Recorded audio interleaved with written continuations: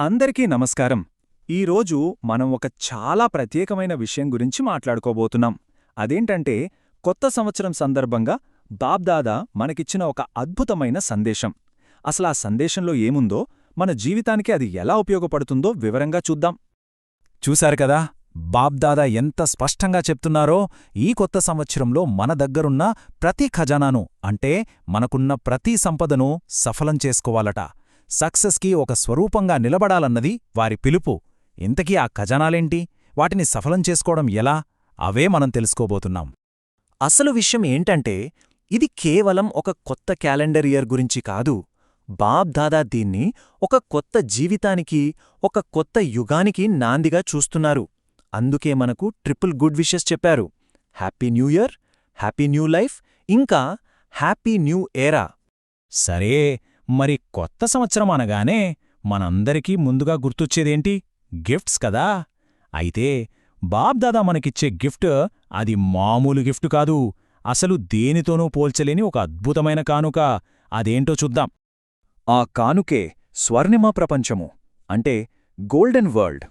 ఒక్కసారి ఊహించుకోండి, ఎలాంటి లోటూ లేని, అన్నీ ఉన్నాయనే సంపూర్ణమైన ఫీలింగ్ ఉండే ఒక ప్రపంచం. అలాంటి ఒక అద్భుతమైన భవిష్యత్తునే బాబ్దాదా మనకు కానుకగా ఇస్తున్నారు. ఇక్కడ ఒక విషయం చాలా స్పష్టంగా చెప్పబడింది. ఈ ఆధ్యాత్మిక వారసత్వం, అంటే ఈ స్వర్ణిమ ప్రపంచం అనే కానుక, ఈ భూమ్మీద దొరికే ఏ రాజ్యానికన్నా, ఏ కిరీటం కన్నా, ఏ సింహాసనం కన్నా ఎన్నో రెట్లు విలువైనది. దాని ముందు ఇవన్నీ దిగదుడిపే. సరే, మన డెస్టినేషన్ గోల్డెన్ ఏజ్, చాలా బావుంది. కాని అక్కడికి వెళ్లే ఈ ప్రయాణం సంగతేంటి? దానికంటూ ఒక స్పెషాలిటీ ఉంది. అసలా ఆ జర్నీనే డెస్టినేషన్ కన్నా గొప్పదని అంటున్నారు. ఎలాగో చూద్దాం. ఇక్కడే ఒక ఇంట్రెస్టింగ్ క్వశ్చన్ వస్తుంది. ఏది ఎక్కువ వాల్యుబుల్? అంతా పర్ఫెక్ట్గా ఉండే ఫ్యూచర్ అంటే ఆ స్వర్ణయుగమా, లేక మనం ఇప్పుడు ట్రాన్స్ఫార్మ్ అవుతున్న ఈ ప్రెజెంట్ టైం అంటే సంగమయుగమా? ఏది బెటర్ అంటారు? దానికి సమాధానం నిజంగా చాలా ఆశ్చర్యంగా ఉంటుంది. ఆన్సర్ ఏంటంటే, మనమిప్పుడున్న సంగమయుగమే ఎక్కువ విలువైనదట. ఎందుకంటే ఆ స్వర్ణయుగంలో దేవుడి జ్ఞాపకం కూడా ఉండదు. కాని ఇప్పుడు ఈ ట్రాన్సిషన్ పీరియడ్లో మనం డైరెక్ట్గా పరమాత్మతో కనెక్ట్ అవ్వగలం. ఆ అనుభవం, ఆ ఆనందం, అది వేరే లెవెల్. అది ఈ టైంలో తప్ప మరెప్పుడూ దొరకదు. అందుకే ఈ సంగమయుగాన్ని ఏదో కష్టపడి సాధన చేసే కాలంలా చూడకూడదు. ఇది ఆనందాల యుగం. ఇక్కడ ప్రతిరోజూ ఒక పండుగే, ప్రతి క్షణం ఒక సెలబ్రేషనే. ఎందుకంటే మనతో సాక్షాత్తు భగవంతుడే ఉన్నాడు కదా. ఓకే, సంగమయుగం ఇంత గొప్పది అని తెలిసిందే. మరి వాల్యుబుల్ టైంలో మన గోల్ రీచ్ అవ్వాలంటే ఏం చెయ్యాలి? దానికొక ఈజీ వే కూడా బాబ్దాదా చెప్పారు. అదేంటో ఇప్పుడు చూద్దాం. ఇక్కడ మనం రెండు రకాల యోగాల మధ్య తేడాను గమనించాలి.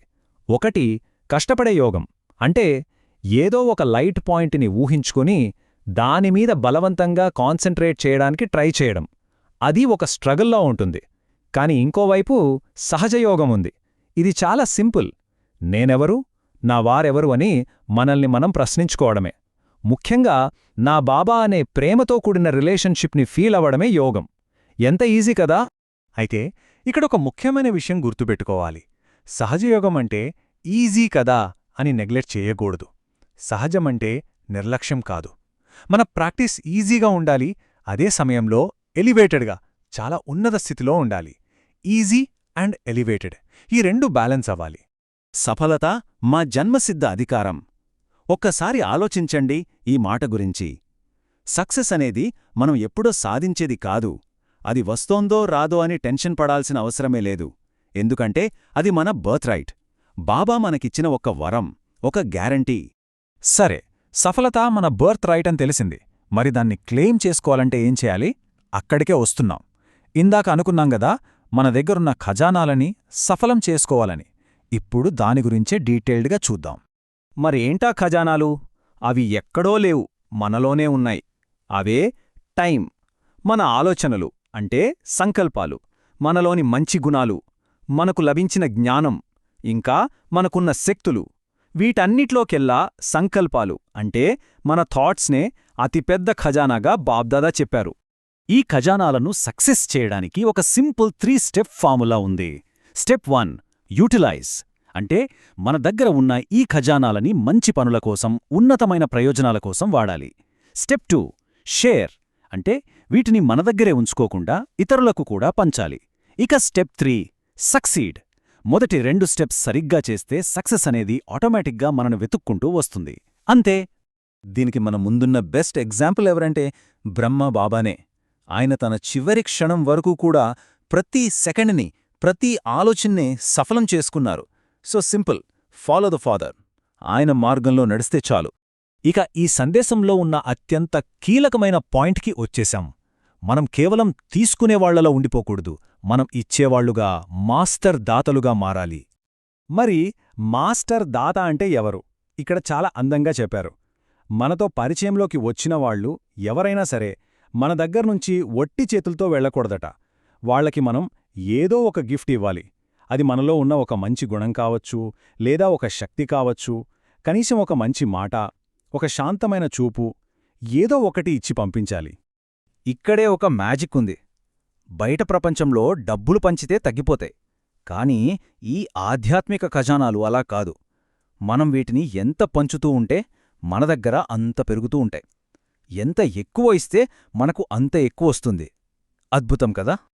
కాబట్టి ఈ మొత్తం విశ్లేషణ తర్వాత మన ముందున్న ప్రశ్న ఇదే. మనందరం మనల్ని మనం వేసుకోవాల్సిన ప్రశ్న. ఈరోజు మనం మన దగ్గరున్న ఏ ఖజానాని సఫలం చేసుకోబోతున్నాం? సమయాన్నా, సంకల్పాన్నా, లేక మనలోని ఒక గుణాన్నా? దీని గురించి ఆలోచిద్దాం.